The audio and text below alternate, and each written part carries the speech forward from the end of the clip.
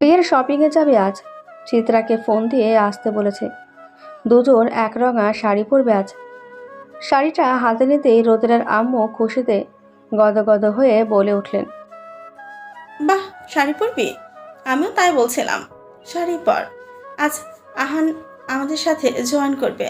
বেচারা তোকে আগে দেখিনি, তো মায়ের কথাতেই বিয়েতে রাজি হয়ে গেছে। কি লক্ষ্মী ছেলে ভাবা যায়। আচ্ছা, এই শাড়িটা না পরে লাল শাড়িটা পর না, খুব মিষ্টি লাগে তোকে লাল রংটাতে। মার কথায় ভ্রু কুঁচকে তাকালো রোদেলা। ফ্যামিলি মিলে শপিংয়ে যাবে, সেখানে বাইরের মানুষ কেন? বিরক্তিকর ব্যাপার। রোদেলা মাকে কোনোরকম রুম থেকে বের করে শাড়িটা ছুঁড়ে মারল বিছানায়। আলমারি থেকে টপস আর জিন্স বের করে পরে নিল। টপসের ওপর কুচি চাপিয়ে চুলগুলো ছেড়ে কাঁধের দুপাশে দাঁড়িয়ে নিল। টপসের ওপর কুচি চাপিয়ে চুলগুলো ছেড়ে কাঁধের দুপাশে ছড়িয়ে দিল। মুখটা ভালো করে ধুয়ে তাতে বেশ খানিকটা মেরিল লাগিয়ে দিল, এতে করে কালো কালো লাগবে নির্ঘাত। রেডি হয়ে বের হতে দেখে রোদেলার মামু, মামানি, অভ্র, সায়েল, শুভ্র সবাই বসে আছে সোফায়। বিনা সংকোচে ওদের পাশে বসতেই চেঁচিয়ে উঠল রোদেলার মা, এসব কি রোদ? তোকে না বললাম শাড়ি পরতে, এসব কি পরেছিস? একদম বাচ্চা বাচ্চা লাগছে। আহান তো তোকে দেখে পিচ্চি বাবু মনে করে ললিপপ অফার করবে। যা এখনই চেঞ্জ করে আয়। আর আহানও তোকে শাড়িতে দেখতে চায়, সো গো অ্যান্ড চেঞ্জ। মা, একজন আমাকে শাড়ি পরা অবস্থায় দেখতে চাইবে আর আমি নাচতে নাচতে শাড়ি পরে নেব, তা তো হতে পারে না। তাছাড়া আমার ভীষণ গরম লাগছে, আমি শাড়ি পরতে পারবোই না। শুভ্র সহ সবাই ভ্রু কুঁচকে তাকিয়ে আছে। বিষয়টা ঠিক কি তা বুঝতে পারছে না কেউই। রোদেলার আম্মু হাল ছাড়ার পাত্র নয়, বিয়ে সে ডাক্তারের সাথে দেবেই দেবে। এবার শুভ্রর দিকে তাকিয়ে অসহায় দৃষ্টিতে বলে উঠল, দেখছিস শুভ্র, এই বাড়িতে আমার কোনো ভ্যালু আছে? নেই। কেউ আমার কথা শোনে না। এই যে আমি বলছি শাড়ি পরে যেতে, শুনছে না, বরং এমন ভাব করছে যেন ওকে আমি কোরবানির ছাগলের মতো জবাই করে দিচ্ছি। এসব কি বলতো? ছেলেটা কি ওকে খেয়ে ফেলবে? আরে বিয়ে তো করতে চাইছে, দুদিন পর যার বউ হবি, তার সামনে শাড়ি পরে যেতে কি সমস্যা? তুই বল। বাহ, অসাধারণ। মা বাঘকে জিজ্ঞেস করছে, বাঘ মামা এত হিংস্র কেন? রোদেলা আর চোখে শুভ্রর দিকে তাকালো। শুভ্রকে দেখেই বুঝতে পারছে রাগে ভেতরটা ফেটে যাচ্ছে। তবু নিজেকে শান্ত রেখে হাসি মুখে বলে উঠলেন, বউ? কার বউ হওয়ার কথা বলছো ফুপি? কার আমার রোদের? জানিস, ছেলেটা ডাক্তার, কি সুন্দর চেহারা, একদম হুমায়ুন আহমেদের শুভ্রর মতন, পৃথিবীর শুদ্ধতম পুরুষ। তার সাথে বিয়ে হয়ে আমাদের মেয়ে হবে পৃথিবীর শুদ্ধতম মহিলা। দারুণ না? শুভ্র কিছু বললেন না, চুপচাপ মাথা নিচু করে বসে রইলেন। হয়তো রাগ কন্ট্রোল করছে। কয়েক সেকেন্ড চুপ করে থেকে কিছু একটা বলতে যাবেন, ঠিক তখনই পাশ থেকে সাহেল বলে উঠলেন, আন্টি, আপনার কথায় কিন্তু লজিক আছে। I agree with you, but নামটা একটু ঝামেলা হয়ে গেল না? আহান, শুদ্ধ পুরুষ হিসেবে আহান নামটা কি মানায়? এখানে আহানের চেয়ে শুভ্র নামটাই বেশি গ্রহণযোগ্য, তাই না শুভ্র? তাই না? আসলে কি আন্টি, শুভ্র নামটার মধ্যেই শুভ্রতাটাই ব্যাপার আছে। সেটা কি অন্য কোনো নামে পাওয়া যাবে? যাবে না, কখনো না। এই যে আমাদের শুভ্রকেই দেখুন না, একদম দুধের মতো সাদা, ভার্সিটির স্যারদের প্রিয় মুখ, জুনিয়রদের প্রাণের ভাই, ব্রাইট স্টুডেন্ট, আঙ্কেলের প্রিয় পুত্র, কত গুণ। হে হে হে, গুণের ছড়াছড়ি, তাই না সানশাইন? সাহেলের কথায় রোদেলা দ্রুত মাথা নেড়ে সায় জানালো, যার অর্থ হ্যাঁ, গুণের ছড়াছড়ি। রোদেলার মা বিমল হাসি দিয়ে বললেন, হ্যাঁ তা ঠিক, শুভ্র খুব লক্ষ্মী একটা ছেলে, লাখে একটা। সেটাই তো, লক্ষ্যে একটা রেখে হাজারে কেন খোঁজাখুঁজি করেন বুঝি না। কি বললে? হে, বললাম বললাম যে আমার আর শুভ্রর বউ অনেক লাকি হবে, তাই না আন্টি? এত ভালো ছেলে আমরা। হ্যাঁ তা তো হবেই। তোমাদের কাছে যে মেয়ে আসবে তার বাবা মা তো ধন্য। সেই ধন্য ব্যক্তিটা আপনি হয়ে গেলেই তো হয়। কিছু বললে সাহেল? না, বলছিলাম কি, চলুন আন্টি যাওয়া যাক। শুভ্র হাই টেম্পার হয়ে যাচ্ছে, ওর ভীষণ গরম লাগছে, ভীষণ। আর পাত্রের চিন্তা করবেন না, সে সানশাইনকে ফকিন্নির বেশে দেখলেও পছন্দ করবে। মেয়ে তো আমাদের 1 নম্বর, তাই না আন্টি? মাকে কনফিউজ করে দিয়ে রোদেলাদের সবাইকে নিয়ে বেরিয়ে এলেন সাহেল। গাড়ি চলছে, রোদেলা জড়সড় হয়ে বসে আছে আর মনে মনে দোয়া দুরুদ পড়ছে। সামনের গাড়িটা সিনিয়র সিটিজেনদের জন্য, ওটাতে বাবা মা মামু মামানি উঠেছে, পরেরটাতে সাহেল, রাহাত, অভ্র আর রহিম। সবার শেষের গাড়িতে রোদেলা আর শুভ্র। রোদেলা কত করে মিনতি করলো রোদেলাকে সাহেলের গাড়িতে একটু জায়গা দিতে, কিন্তু কেউ ফিরেও তাকালো না। সব কটা পাষাণ। রোদেলাকে কি সুন্দর বাঘের খাঁচায় ফেলে কেটে পড়ল। রোদেলা বরাবরই আর চোখে তাকাচ্ছে, রোদেলা বারবারই আর চোখে তাকাচ্ছে, কিন্তু শুভ্র সেদিকে কোনো হেলদোল নেই বললেই চলে। শুভ্র স্ট্রেট বসে ড্রাইভ করে চলেছে, একবারও রোদেলার দিকে ফিরেও তাকাচ্ছে না। গায়ে সাদা শার্ট, হাতাটা কনুই পর্যন্ত ভাঁজ করা, চোখে সানগ্লাস, সামনের চুলগুলো বাতাসের তালে তালে অল্প বিস্তর উড়াউড়ি করছে। গাড়ির ভেতর সানগ্লাস পরে থাকার মানে কি বুঝল না, ভয়ে ভয়ে কাপা গলায় বলে উঠল, আপনি কি রেগে আছেন? কিন্তু ব্যাটা খাটাস বলে কথা। রোদেলার কথার উত্তরই দিল না। এত ভাব কিসের? হ্যাঁ, বেশ কয়েকবার এটা ওটা জিজ্ঞেস করার পরও কোনো উত্তর না পায় চুপচাপ বসে রইল।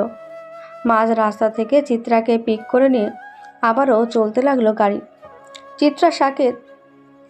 চিত্রার সাথে ঠিকই হাসি বিনিময় করে কথা বলে চলেছে শুভ্র। বিষয়টা বড্ড লাগলো রোদেলার। রোদেলা কি নদীতে ভেসে এসেছে নাকি? রোদেলার কোনো গুরুত্বই নেই। বেশ তো, না থাকুক গুরুত্ব, বলবে না কথা। শপিং মলে গিয়ে নামতেই মা রোদেলাকে চুপি চুপি ডেকে বলল রোদেলা যেন পার্কিংয়ে দাঁড়ায়, আহান আসবে। এমনি মেজাজটা 49 হয়ে আছে, তার উপর রোদেলার মার এমন কথা শুনে মেজাজটা চটে গেল মুহূর্তে। রাগে গজগজ করতে করতে চিত্রাকে নিয়ে দাঁড়ালো পার্কিংয়ের এক কোনায়। চিত্রা কারণ জিজ্ঞেস করতেই দিল এক ধমক। প্রায় 10 মিনিট পর পার্কিংয়ের অন্য পাশে শুভ্রকে চোখে পড়ল। প্যান্টের পকেটে হাত ঢুকিয়ে হিরো হিরো লুক নিয়ে অমায়িক হাসি দিয়ে একটা মেয়ের সাথে কথা বলে চলেছে। মেয়েটাকে দেখে মনে হচ্ছে সে আকাশে চাঁদ পেয়ে গেছে। পারলে হাসতে হাসতে শুভ্রর কোলে উঠে পড়ে সে। কি বিশ্রী অবস্থা! কি এত কথা বলে শুভ্র! চিত্রাকে দাঁড় করিয়ে ওদিকে এগিয়ে যেতেই চোখাচোখি হলো দুজনের। শুভ্র স্বাভাবিকভাবেই চোখ ফিরিয়ে নিয়ে আবারও গল্পে মেতে উঠল নতুন উৎসাহে। ভেতরটা জ্বলে পুড়ে ছারখার হয়ে যাচ্ছিল, যেন ওনাদের একদম সামনে দাঁড়িয়ে বলে উঠল, উনি কে শুভ্র ভাইয়া? ফ্রেন্ড। কথাটা বলেই মেয়েটির দিকে তাকিয়ে বলে উঠলেন, এই রূপসা, তুই আইসক্রিম খেতে চেয়েছিলে, চল খাওয়াবো তোকে। মেয়েটা এক্সাইটেড হয়ে একরকম জড়িয়ে ধরল তাকে। শুভ্র একটু সরে দাঁড়িয়ে রোদেলাকে সম্পূর্ণ উপেক্ষা করে মেয়েটাকে নিয়ে পাড়ি জমালো মলের ভেতর দিকে। রাগে গা জ্বলে যাচ্ছিল রোদেলার। এত অপমান! কি এমন করেছে রোদেলা যার জন্য এমন ব্যবহার করছেন শুভ্র? রোদেলার বিয়ের কথা শুনে মেয়ে নিয়ে মেতে উঠেছে, আর বিয়েটা হয়ে গেলে তো পুরো মেয়েদের গোডাউনে ঢুকে থাকবে যত সব। নিজের মনে বিড়বিড় করতে করতে আগের জায়গায় ফিরে যেতেই চোখ রোদেলা চড়ক গাছ। চিত্রা কারোর সাথে কোমর বেঁধে ঝগড়া করছে। কি ভয়ানক ব্যাপার! দৌড়ে ওদের কাছে যেতেই চিত্রা নাক মুখ ফুলিয়ে বলে উঠল, রোদ, দেখ কি অসভ্য ছেলে, আমাকে মেরে ফেলার পায়তারা করছিল জানিস? রোদেলা অবাক হয়ে বলে উঠল। তোকে মেরে ওনার কি লাভ? রোদেলার কথায় সুর মিলিয়ে সামনে দাঁড়িয়ে থাকা ছিপছিপে ছেলেটি বলে উঠল, এক্স্যাক্টলি, আমি আপনাকে মারতে চাইবো কেন? আমি ব্যাক মিররে দেখেছিলাম, হঠাৎ আপনি সামনে এসে পড়ায় খেয়াল করিনি, তাই একটু লেগে গেল। I am sorry for that young lady. কিসের সরি? What sorry? আপনার সরি আপনার কাছে রাখেন। রোদ, তোর কোনো ধারণা নেই এই ছেলেটা কতটা ফাজিল। আমাকে ধাক্কা দিয়ে এসে সরি না বলে কি বলছে জানিস? আপনি কি মেয়ে? আরে তুই বল, আমার মধ্যে কি ছেলে টাইপস কিছু দেখতে পাচ্ছিস? বাঙালি রমণীর মতো শাড়ি পরে এসেছি, আর এই ব্যাটায় আমায় বলে কি না আমি কি মেয়ে? What rubbish! ওহো, আপনি ভুল বুঝছেন মিস, আমি সেটা বুঝাইনি। আমি এখানে একটা মেয়ের সাথে দেখা করতে এসেছি, আপনি সেই কিনা তাই জিজ্ঞেস করছিলাম, নাথিং এলস। এবার রোদেলা টনক নড়ল। এটাই তাহলে রোদেলার মার তথাকথিত অতি শুদ্ধতম পুরুষ। রোদেলা মুখ কাচুমুচু করে নরম স্বরে বলে উঠল। ডক্টর আহান? আহান রোদেলার দিকে তাকিয়ে সানগ্লাসটা খুলে হাতে নিতে নিতে বলে উঠলেন, yes, do you know me? Yeah, I am Naushin Ahmed Rodela. I think আপনি আমার সাথেই মিট করতে এসেছেন। Oh my God, you are the girl, you are like a cute little baby. Anyway, আপনার তো শাড়ি পরে আসার কথা ছিল। তাই আমি এই শাড়ি পরিহিত মেয়েকেই আপনি ভেবেছিলাম। সরি। সরি বলার কি আছে? ওর নাম চিত্রা, মাই বেস্ট ফ্রেন্ড। আর চিত্রা, উনি ডক্টর আহান। তোকে এটুকু বলার সাথে সাথে চিত্রা মুখ ভেঙিয়ে চলে গেল। চিত্রার মুখ ভেঙানিতে হেসে উঠল আহান। রোদেলাও অপরাধী হাসি দিয়ে বলে উঠল, প্লিজ কাম। সারাটা দিন আহানের সাথেই কেটে গেল রোদেলার। মার জোরাজুরি, শুভ্রর প্রতি রাগ, সব মিলিয়ে রোদেলার আর ছাড়া পাওয়া হলো না। সারাদিনে চিত্রা আহানেরও ঝগড়া লেগেছে বেশ কয়েকবার। আহানের কোনো কথাই ভালো লাগে না চিত্রার। চিত্রার মুখ চোখ দেখে মনে হচ্ছিল রাস্তায় গণধোলাই নামক জিনিসটা যেন এই আহান নামের ব্যক্তিটার জন্যই কোনো এককালে তৈরি করে রাখা হয়েছিল, যা এখন প্রয়োগ করার মোক্ষম সময়। ওদের দুজনের ঝগড়া, আহানের শপিংয়ের ব্যাপারে মূর্খতা, সব মিলিয়ে বেশ ভালোই কেটেছে সময়টা। ফেরার সময় বাসার সামনে নামিয়ে দিয়ে যা যা কিনেছিল তার অর্ধেকটাই রোদেলার হাতে ধরিয়ে স্ফীত হেসে বলেছিল আহান, আপনার জন্য লিটল বেবি। রোদেলা পুরো 2 মিনিট হাঁ করে দাঁড়িয়েছিল সেখানে। শুভ্রর প্রতি রাগ দেখিয়ে পজিটিভ সাইন দেখিয়ে দিল না তো? উফ। বাসায় এসে ফ্রেশ হয়ে বিছানায় গা এলে দিল। মাথাটা ঝিমঝিম করছে, সারাদিনের ধকলে শরীরটা বড্ড ক্লান্ত। চোখের পাতা ভারী হয়ে আসতেই মেসেজ টুনে ঘুমটা চটে গেল একদম। বিরক্ত মুখে মেসেজটা অন করতেই দেখে অভ্রর মেসেজ। বেশ অবাকই হলো রোদেলা। রাত প্রায় 12টা। এত রাতে অভ্র মেসেজে লেখা, শালিকা ঝটপট ছাদে চলে আসো, সারপ্রাইজ আছে, তোমার বোনও আছে, তাড়াতাড়ি আসো তো, উই আর ওয়েটিং। অনিচ্ছা সত্ত্বেও বালিশের পাশ থেকে ওড়নাটা নিয়ে হাঁটা দিল ছাদের দিকে। ছাদে এসেই উঠল গা। একদম শান্ত পরিবেশ ছাদে, কেউ আছে বলে মনেই হচ্ছে না। কাঁপা কাঁপা গলায় একবার রুহি তো আরেকবার অভ্রকে ডাকলো, কিন্তু কারো সাড়া পাওয়া গেল না। আরেকটু এগিয়ে যেতেই ছাদের দরজাটা ভীষণ আওয়াজ তুলে বন্ধ হয়ে গেল। পেছনের দিকে তাকিয়েই গলা শুকিয়ে এলো রোদেলার। ছাদের দরজায় ঠেস দিয়ে হাত ভাঁজ করে দাঁড়িয়ে আছে শুভ্র, ঠোঁটে শয়তানি হাসির রেখা। রোদেলা দ্বিধাদ্বন্দ্বে হয়রান, রাগ করবে নাকি ভয়। শুভ্র রোদেলার দিকে এগিয়ে আসতেই রুহিকে ডেকে উঠল কয়েকবার, কিন্তু ফলাফল 0। কারো সারা শব্দ নেই মোটে। রোদেলার ডাকাডাকিতে হেসে উঠল শুভ্র, হাসি মুখে বলে উঠল, এখানে কেউ নেই রোদ পাখি। আমার হবু বৌমনে নিজের রুমে আরাম করে তোর হবু বরের সাথে প্রেম করছে। মানে কি? অপর ভাইয়া কোথায়? উনি আমায় মেসেজ করেছিল মাত্রই। ভাইয়ের যে নাম্বারটা তোমার কাছে আছে সেই সিমটা এখন আমার ফোনে। বুঝতে পারলে শ্যামবতী? এসবের মানে কি? আপনি এখানে কি করছেন? এখনও তো কিছু করছি না, বাট করব। কথাটা বলেই ছাদের রেলিংয়ে পা ঝুলিয়ে বসলো শুভ্র। একটা শান্তির নিঃশ্বাস ফেলে বলে উঠল, আই এম সো কনফিউজড রোদ পাখি। কনফিউজড? কেন? এই যে তোমার সাথে আমি সাকিব বুবলি টাইপ রোমান্স করবো নাকি সানি লিওন ইমরান হাশমি টাইপ রোমান্স করবো ঠিক বুঝতে পারছি না। It's a big confusion. I think Sunny Leone ইমরান হাশমিটাই বেটার, রাইট? কথাটা বলেই ডান চোখটা টিপে দিয়ে রেলিং থেকে লাফিয়ে নামলো শুভ্র। রোদেলা তো কাঁপাকাঁপি অবস্থা, ব্যাটাই বলে কি রোম্যান্স। শুভ্র রোদেলার দিকে এগোচ্ছে আর রোদেলা নিজের সর্বোচ্চ চেষ্টা চালাচ্ছে রেগে যাওয়ার, কিন্তু হাই নিয়তি। এই রাগটাও রোদেলাকে পাত্তা দিল না আজ। গলা শুকিয়ে আসছে প্রতিনিয়ত। কোনো কিছু না ভেবেই পেছন ফিরে দিল এক দৌড়, কিন্তু শেষ রক্ষা হলো না। লম্বা লম্বা পা ফেলে শক্ত হাতে চেপে ধরল রোদেলা ডান হাতটা। রোদেলা কাদো কাদো চোখে শুভ্রর দিকে তাকিয়ে আছে। শুভ্র রাগমাখা চোখে মিষ্টি হাসি দিয়ে ছাদের দরজার সাথেই চেপে ধরল রোদেলাকে। চোখ দুটো টলমল করছে। কান্না দেবী যে কোনো সময় ভর করতে পারে রোদেলার চোখে। শুভ্র হিসিয়ে বলে উঠলেন, কি এখনকার না কেন? আমি ধরলেই ব্যথা লাগে না? আর এই হাড়ের ডাক্তার যখন ধরলো তখন তো মুখে হাসি যেন ধরছিলই না। রোদেলা চুপচাপ দাঁড়িয়ে আছে। যত দোষ নন্দ ঘোষ। এই প্রবাদ বাক্যটি হয়তো কোনো এককালে শুভ্রকে ডেডিকেট করে তৈরি করা হয়েছিল। নিজে যে ওই হাতা কাটা মেয়ের সাথে রং ঢং করে বেড়াচ্ছে, তাতে কিছু হয় না। কি হলো, মুখে কথা নেই? রোদেলার বাম হাতটা শক্ত করে চেপে ধরে চোখের সামনে এনেই বলে উঠল, এই হাড়টাই তো ধরেছিল, তাই না? কথাটা বলেই বাম হাতের কনুইয়ের একটু নিচে কামড়ে ধরল শুভ্র। ব্যথায় চেঁচিয়ে উঠতেই ছেড়ে দিল হাত। এবার রোদেলা কেঁদে দিল। চোখ দিয়ে পানি পড়ছে অনবরত। রাক্ষস কোথাকার!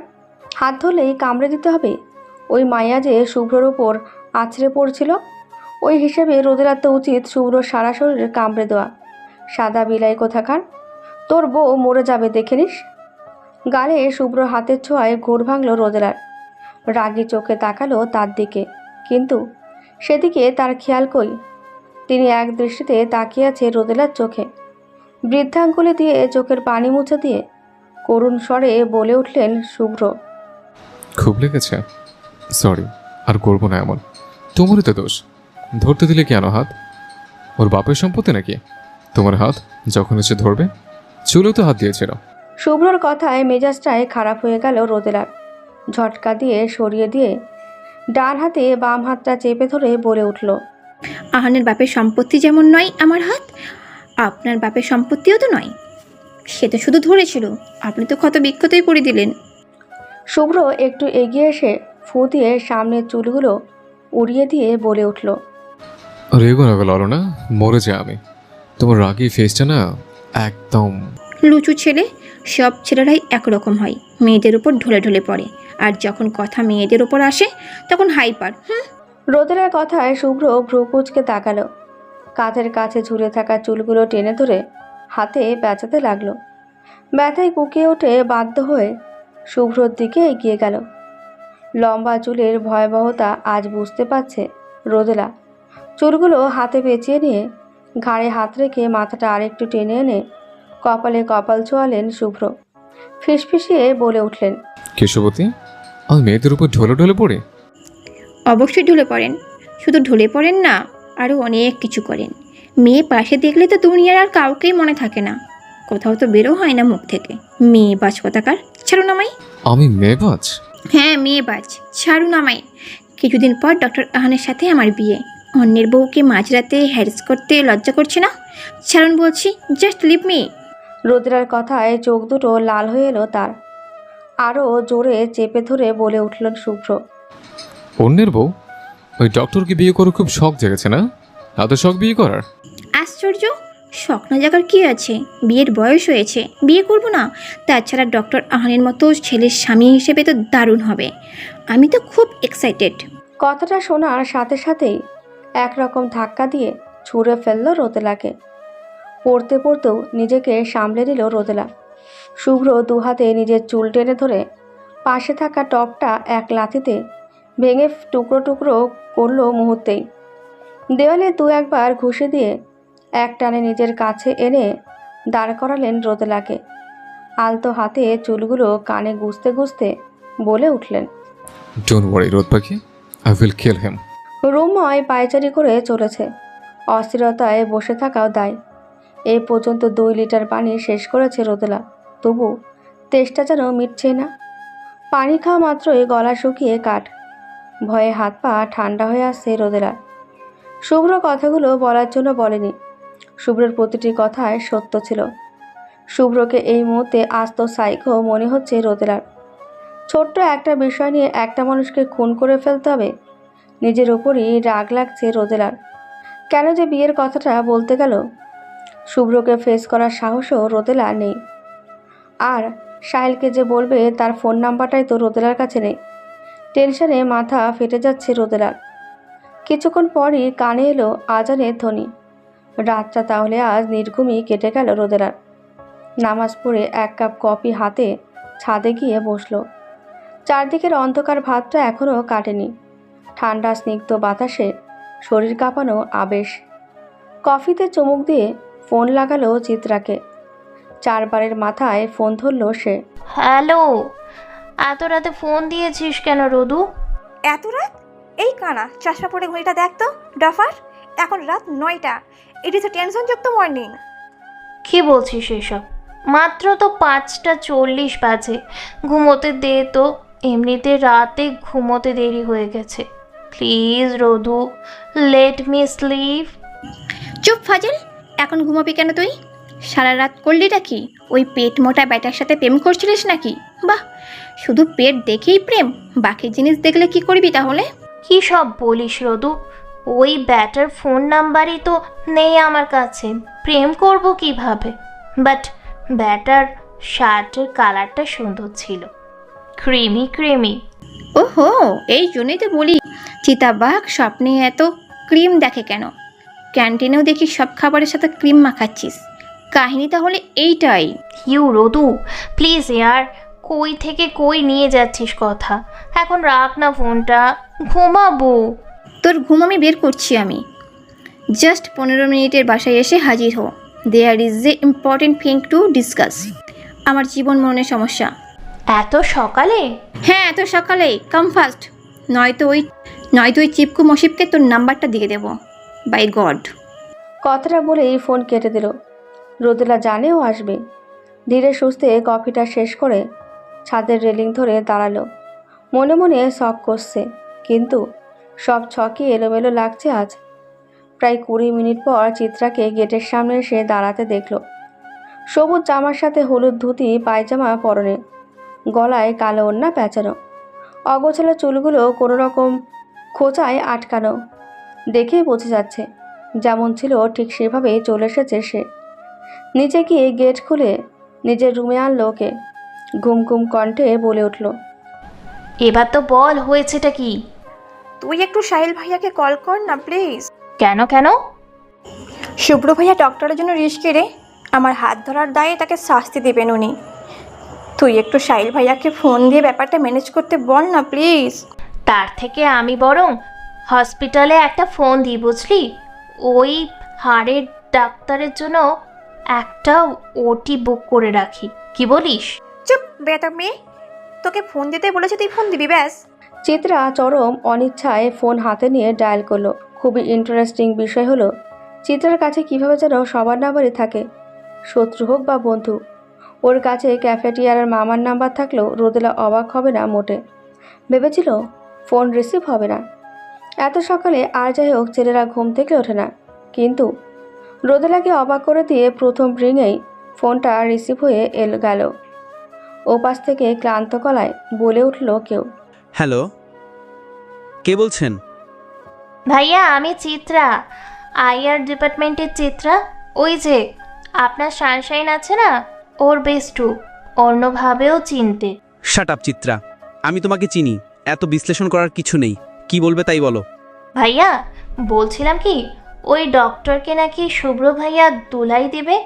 Wow, I am so happy for that. আমি বলি কি, আমার পক্ষ থেকেও 10-12টা ঘুষি দিয়ে দিয়েন ভাইয়া। I will pay for that. তাই পে করবা, তাও আমাকে? গ্রেট। তো কি পে করবে শুনি? একটা চুইংগাম? না ভাইয়া, একটা নয়, যতটা ঘুষি দিবেন প্রতিটা ঘুষির জন্য একটা করে চুইংগাম। দারুণ না? ওয়াও, এত ভালো পেমেন্টের কথা আমি আমার লাইফেও শুনিনি। তোমার নামটা তো স্বর্ণাক্ষরে খোদাই করে রাখা উচিত। এনিওয়ে, তুমি ডক্টরকে মারতে চাও কেন? সে তোমাকে প্রেগনেন্ট করে পালায়নি তো? ছি ভাইয়া, আপনি এত বাজে কথা বলতে পারেন, আমি বিশ্বাসই করতে পারছি না। আর ইউ সাহেল ভাইয়া? Really I can't believe. ইভ না করতে পারলেও কিছু করার নেই। এত সকালে যে ঘুম ভাঙিয়ে ডিস্টার্ব করেছো, তার জন্য এই কথাটা খুবই সামান্য। ও হ্যালো, আমি নিজের জন্য নয়, আপনার সানশাইনের জন্য ফোন দিয়েছি। ওকে, তাহলে আমার সানশাইনকেই ফোনটা দাও না গো সুন্দরী, প্লিজ। সাহেলের কথায় চিত্রা রেগে আগুন হয়ে ফোনটা কোনো রকম ছুঁড়ে মারল রোদেলার উপর। আসসালামু আলাইকুম ভাইয়া। ওয়ালাইকুম আসসালাম সানশাইন। আই নো তুমি কেন ফোন দিয়েছ, বাট এখন আর ফোন দিয়ে লাভ নেই। শুভ্রর যা করার ও করে দিয়েছে। সারা রাত ওকে আটকানোর প্রচেষ্টায় জীবন শেষ। মাত্রই বাসায় ফিরলাম, শাওয়ার নিয়েই ঘুম দেব। মানে কি আপনি নিশ্চিন্তে ঘুমাবেন? ডক্টর আহানের সাথে করছেনটা কি উনি? সিটি হসপিটালে গিয়ে নিজের চোখেই দেখে আসো Sunshine. 3rd floor, room number 336। আমি এখন ঘুমাবো sweet lady. Have a nice day. Rodela phone হাতে নিয়ে থম মেরে বসে আছে। যা করার করে দিয়েছে মানে কি? মেরে টেটে ফেলেছে নাকি? আবারও গলা শুকিয়ে আসছে রোদেলার। উফ, মানুষ এমন পাগল হয় কি করে? হাও। দরজাটা ঠেলে ভেতরে ঢুকতে ডক্টর আহানের করুণ অবস্থা চোখে পড়ল। হাতে পায়ে প্লাস্টার আর ব্যান্ডেজে ছড়াছড়ি। ইস, রোদেলার জন্য আহানের এতটা ক্ষতি হয়ে গেল। এই মুহূর্তে শুভ্রর প্রতি চরম রাগ লাগছে রোদেলার। একটা মানুষকে এভাবে মারতে পারে কেউ? একটা দীর্ঘশ্বাস ফেলে ভেতরে ঢুকতে ডক্টর আহান চোখ মেলে তাকালেন। রোদেলাকে দেখে মিষ্টি হাসি দিয়ে বলে উঠলেন, কেমন আছেন লিটল বেবি? আমি তো ভালো আছি, বাট আপনার অবস্থা তো করুন। আই এম সো সরি, সব কিছু আমার জন্য। আরে না না, আপনার জন্য কেন হবে? কাল রাত 1টার দিকে একটা প্র্যাঙ্ক কল এলো। ক্লিনিকে নাকি ইমার্জেন্সি পেশেন্ট আছে। হসপিটালে এসে দেখি কিছুই না। ফেরার সময় কোথা থেকে একদল ছেলে এসে গাড়ি থেকে নেমে জোর করে পেটালো। মরেই হয়তো যেতাম। থ্যাংক গড আপনার ভাই চলে এসেছে, নয়তো। আহানের কথায় রোদেলা অবাক। ভাই মানে? ভাইয়া তো রাতে নাক ডেকে ঘুমাচ্ছিল। ভাইয়া কখন গেল সেখানে? রোদেলা কৌতূহলী হয়ে বলল, ভাইয়া? হ্যাঁ, আপনার কাজিন। নামটা যেন কি? ও হ্যাঁ, শুভ্র। সাথে ওনার বন্ধুও ছিল। ওনার নাম মেবি সাহেল হবে। রোদেলা কিছু বলতে যাবে, ঠিক তখনই দরজা ঠেলে ভেতরে এলো শুভ্র। অমায়িক হাসি দিয়ে বলে উঠলেন, ও গুড মর্নিং ডক্টর, কেমন আছেন এখন? জি ভালো, thanks again man. It's all right. কথাটা বলেই রোদেলার দিকে তাকিয়ে চোখ মারলেন শুভ্র। রোদেলার আর বুঝতে বাকি রইল না। নিজে মার খাইয়ে নিজের সেবা, বা সাপও বলল লাঠিও ভাঙল না। এই প্রবাদটা সঠিক প্রয়োগ করেছেন শুভ্র। একটা দীর্ঘশ্বাস ফেলে চিত্রা আর শুভ্রকে উদ্দেশ্য করে বলে উঠল, আমার ডক্টর আহানের সাথে কিছু কথা আছে। একটু বাইরে যাবেন প্লিজ? চিত্রা, তুই যা। কেন? কি এমন বলবি? এই ডাক্তারকে যে আমার সামনে বলা যাবে না? এই একদিনের ডক্টর তোর আপন হয়ে গেল, আর আমি পর। এই যে বিউটিফুল লেডি, আপনি কি অলওয়েজ ঝগড়া করেন নাকি? কি রোদ, দেখ এই ডাক্তার কি বলে। আমি নাকি ঝগড়ুটে? বেশ হয়েছে, ভাইয়া মেরেছে একে, আরও মারা উচিত ছিল। ভাইয়া মেরেছে মানে? Nothing doctor. এই তোরা জানা প্লিজ। রোদেলার কথায় কেবিন থেকে বেরিয়ে গেল শুভ্র ও চিত্রা। রোদেলা আরেকটা দীর্ঘশ্বাস ফেলে বেডের পাশের টুলে গিয়ে বসল। মাথা নিচু করে বলে উঠল, mister Ahan, I am so sorry. আপনার এই অবস্থার জন্য আলটিমেটলি আমি দায়ী। Please doctor Ahan, let me finish. সেদিন শপিং মলে চুড়ি দেখতে গিয়ে আচমকাই হাত ধরেছিলেন আমার। বিষয়টা আমিও চমকে গিয়েছিলাম, সাথে সাথে ছেড়েও দিয়েছিলেন। কিন্তু এনিওয়ে, আমি যাকে পছন্দ করি তার মাথায় একটু গণ্ডগোল আছে বলেই মনে করি আমি। এমনিতেও সব ঠিকঠাক, শুধু আমার ব্যাপারে যত পাকলামো তার। আপনি আমার হাত ধরাই রাগের মাথায় আপনার এই অবস্থা করেছে সে।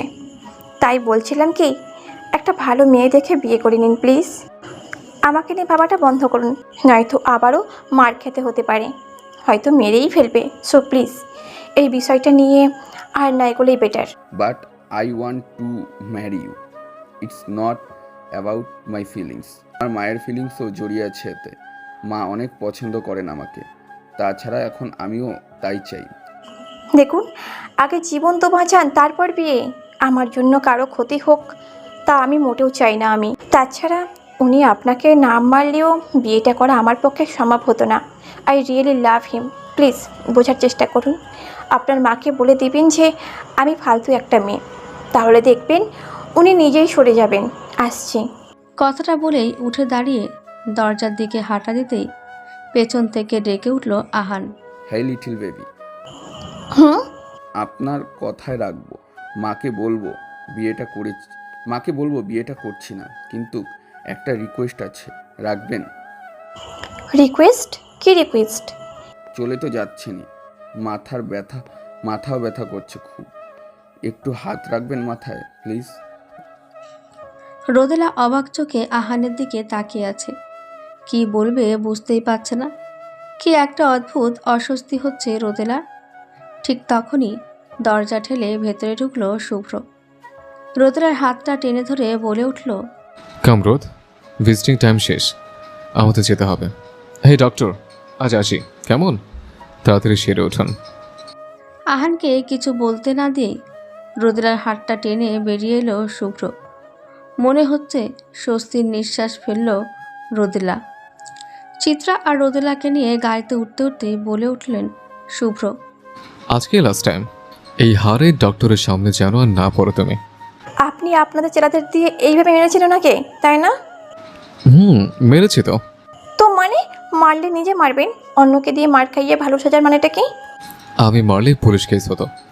পোলাপানগুলো যেভাবে মেরেছে তাতে ব্যাপারটা রাস্তাঘাটে ছিনতাইকারীর আক্রমণ হিসেবে শো করছে। পুলিশ কেস হলেও কোনো অ্যাকশন হবে না। নিজে মারতে চেয়েছিলাম, বাট সাহেলের জন্য পারিনি, তাই বাধ্য হয়েই। শুভ্রকে মাঝপথে থামিয়ে দিই চিত্রা বলে উঠল, ওহো শুভ্র ভাইয়া, এই সাহেল ভাইয়াটা না অলওয়েজ ওভার করে। ওনাকেও 2-4টা চর থাপ্পড় দেওয়া উচিত ছিল ভাইয়া। আপনার বউয়ের হাত ধরে। রোদেলা রাগী চোখে তাকাতেই থেমে গেল চিত্রা। আমতা আমতা করে বলে উঠল সে, না মানে আমি তো এমনিই বলছিলাম। মায়েরটা সাইল ভাইয়াকে না দিয়ে তোর ওই পেট মোটা হতে হতে না হওয়া জামাইটাকে দেওয়া উচিত। কেন? তোকে বিয়ে করে যে আমাদের উদ্ধার করার স্বপ্ন দেখিয়েছিল সেটা তো ভেঙে টুকরো টুকরো করে দিল। এটা কি কম বড় অন্যায়?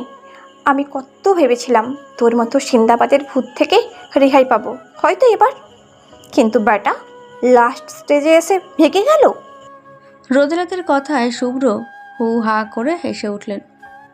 রোদেলা শুভ্রর দিকে রাগী চোখে তাকিয়ে আছে আর